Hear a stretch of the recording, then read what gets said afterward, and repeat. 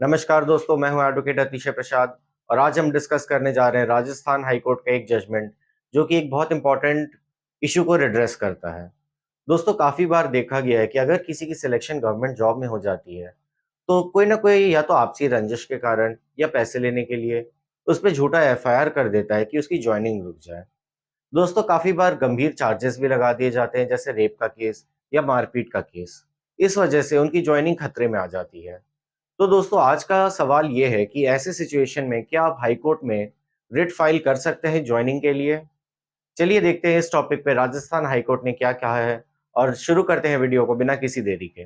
दोस्तों, केस के फैक्ट्स ऐसे हैं कि इस केस में पिटिशनर की सिलेक्शन हो गई थी एक स्कूल के पोस्ट पे। उनके हाथ में अपॉइंटमेंट लेटर भी आ गया, पर ज्वाइनिंग के पहले उनके खिलाफ SC/ST एक्ट और रेप का एक केस फाइल कर दिया गया। अब दोस्तों, इसके कारण उनकी ज्वाइनिंग खतरे में आ गई और उनकी ज्वाइनिंग रुक गई। दोस्तों, इन्वेस्टिगेशन में पुलिस ने उनके खिलाफ नेगेटिव रिपोर्ट भी फाइल कर दिया, पर इसका भी कोई असर नहीं पड़ा विभाग पे और उनकी ज्वाइनिंग रुकी रही और इस वजह से उन्होंने राजस्थान हाईकोर्ट का दरवाजा खटखटाया। दोस्तों, गवर्नमेंट का आर्गुमेंट सिंपल सा था। उनका कहना था कि स्टेट ऑफ राजस्थान में एक 2019 का सर्कुलर है। वो सर्कुलर साफ शब्दों में कहता है कि अगर किसी पे ऐसा आरोप है जैसे कि रेप का केस या कोई भी आरोप जो कि मॉरल टर्पिट्यूड इन्वॉल्व करता है, तो उनको ज्वाइनिंग लेटर नहीं दिया जा सकता है।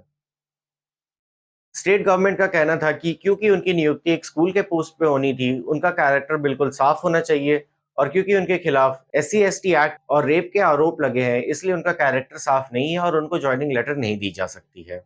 दोस्तों, इस केस में गवर्नमेंट के आर्गुमेंट्स को हाईकोर्ट ने रिजेक्ट किया और कहा कि पेटिशनर को ज्वाइनिंग लेटर जल्द से जल्द दी जाए। ऐसा कहने के पीछे कोर्ट ने 4 मेन रीजंस पे रिलाई ऑन किया और इन रीजंस को हम समझते हैं कि हम इस केस को आगे एज अ प्रेसिडेंट यूज कर पाए। दोस्तों, सबसे पहला रीजन जो पेटिशनर के केस को स्ट्रॉन्ग करता था वो ये था कि पुलिस ने उनके खिलाफ एक नेगेटिव रिपोर्ट फाइल की थी। पुलिस ने पाया कि केस एक फैब्रिकेटेड और फॉल्स केस है और इसलिए लॉन्च किया गया है कि उनकी ज्वाइनिंग को रोका जा सके कोई आपसी रंजिश के कारण। दोस्तों, कोर्ट का कहना था कि जब इन्वेस्टिगेशन एजेंसी ने खुद क्लीन चिट दे रखा है तो डिपार्टमेंट क्यों उनको सजा दे रही है ज्वाइनिंग लेटर नहीं देके। दोस्तों, दूसरा रीजन क्रिमिनल कानून के एक बहुत इंपॉर्टेंट सिद्धांत पे बेस्ड था। हमारे देश का कानून कहता है इनोसेंट अंटिल प्रूवन गिल्टी, यानी कि दोस्तों, जब तक जजमेंट ना आ जाए तब तक आप इनोसेंट यानी बेगुनाह माने जाएंगे। कोर्ट ने कहा कि जब क्रिमिनल कानून इसी प्रिंसिपल पे बेस्ड है तो क्यों FIR दर्ज होने पे उनको गुनहगार माना जा रहा है जब तक कि जजमेंट नहीं आई है और उनको गिल्टी नहीं पाया गया है। दोस्तों, तीसरा रीजन भी फर्स्ट रीजन से रिलेटेड है। कोर्ट ने कहा कि जब इन्वेस्टिगेशन एजेंसी ने नेगेटिव रिपोर्ट फाइल कर दी है और प्राइमा फेसी पाया है कि केस एक फैब्रिकेटेड केस है, तो अगर इस केस में पेटिशनर को सजा दी जाए जॉइनिंग लेटर नहीं देके, तो इसका मतलब ये होगा कि किसी तीसरे की साजिश को हमने सफल होने दिया। दोस्तों, चौथा कारण थोड़ा टेक्निकल था पर बहुत इंपॉर्टेंट था। कोर्ट ने कहा कि डिपार्टमेंट ने खुद के ही सर्कुलर को ध्यान से नहीं पढ़ा है। 2019 के सर्कुलर में दो मेन क्लॉजेस थे, एक था इनएलिजिबिलिटी क्लॉज और एक था एलिजिबिलिटी क्लॉज। इनएलिजिबिलिटी क्लॉज जरूर कहता था कि अगर किसी पे मॉरल टर्पिट्यूड इन्वॉल्व करने वाला ऑफेंस या रेप का कोई केस फाइल किया जाए तो उनकी ज्वाइनिंग नहीं की जा सकती है। वहीं एलिजिबिलिटी क्लॉज का ये मतलब था कि अगर किसी के खिलाफ इन्वेस्टिगेशन एजेंसी ने ये पाया है कि वो गिल्टी नहीं है और फाइनल रिपोर्ट सबमिट कर दी गई है, तो भले केस खत्म नहीं हुआ हो पर उनको ज्वाइनिंग लेटर दी जा सकती है। कोर्ट ने कहा कि ये दो क्लॉजेस को साथ पढ़ा जाना चाहिए और पहला clause should be red in light of the second clause, जो कि कहता है कि अगर इन्वेस्टिगेशन एजेंसी पाती है कि वो गिल्टी नहीं है और फाइनल रिपोर्ट सबमिट कर देती है तो इस केस में उनको ज्वाइनिंग लेटर दी जा सकती है और वो एलिजिबल रहेंगे।